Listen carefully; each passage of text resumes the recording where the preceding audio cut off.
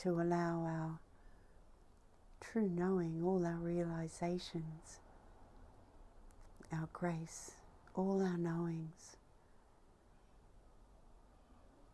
to check in. Are we living our knowing? Are we living our realizations? Are we living from the heart we do know, from that light that we do know?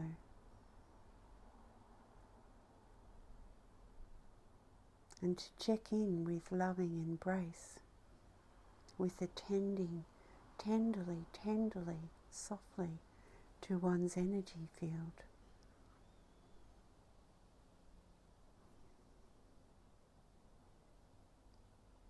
At times, with all the different spiritual teachings that we seem to be in abundance of, to allow your grace to feel what is right for you. Feel what inspires the depth of the divine within you, and to follow what inspires the depth of the divine within you. What brings you back to reality, to the real that you already do know?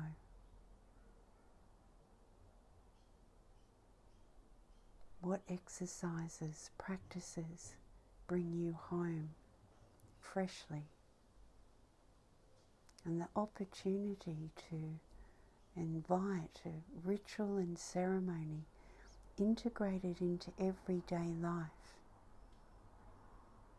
whether to be light a candle at your altar, or even create an altar, to come to the altar humbled in the presence of the sacred, to allow a true connection, and to check in. If you've already got an altar and you light a candle, are you really present in that moment? Or has it become an automatic, almost desensitized ritual? Check in, are you really there? Check in, are you really there for every breath of life? At times we will see that within the depth of unfolding, as different organs and energetics are released, it will open up a Pandora's box of a lot of mind, or a lot of emotions, or a lot of patterning and carrying on energetically. And you may find that you are warring against it, rather than simplicity of honouring it, acknowledging it. And the delight in the opportunity is not to follow it. The best we can in any given moment is all what's asked from us.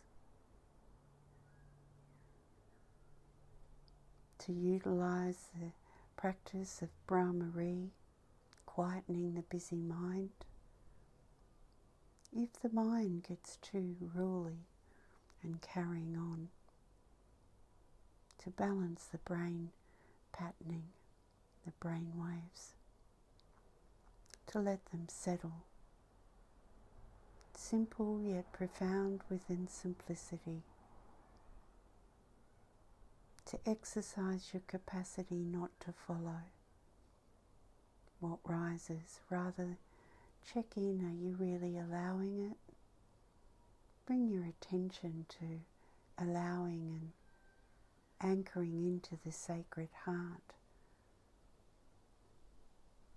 And if distractions are overwhelming and constant, and there's a sense, an appearance that you cannot get off that merry-go-round, it is only the mind and the patterning trying to reinforce itself. For in the simplicity that you are aware, and in the same simplicity, that awareness can consciously land in the sacred heart. The simplicity of allowing your hands to rest on your heart chakra and breathe in and out through your palms and your heart. You will invoke your heart, your presence. And if you do this regularly, you will inspire and invigorate the pulse of the sacred once again. And that merry-go-round, that of appearance of can't get off, will just start to dissolve. Do not be concerned. Certainly don't war against distraction. At times you may find that you feel to have a look in the distractions. What is the distraction bringing you? What is happening when you are distracted? You can play it by allowing yourself to be totally distracted and have a good look. What is it bringing you? Is it bringing you a pathway of making yourself wrong because you have an idea of what it should look like? Is it bringing you an opportunity if something in the simplicity wants to be held in love and grace and allowed to be here, not followed, not indulged, just allowed to be here?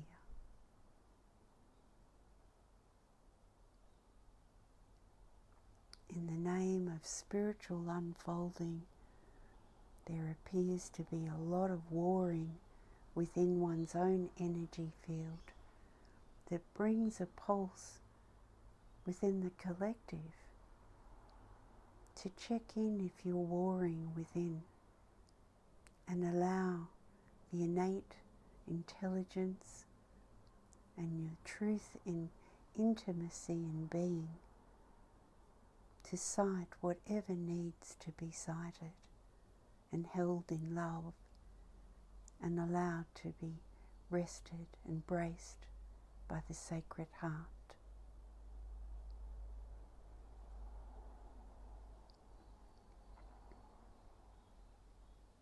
Iche.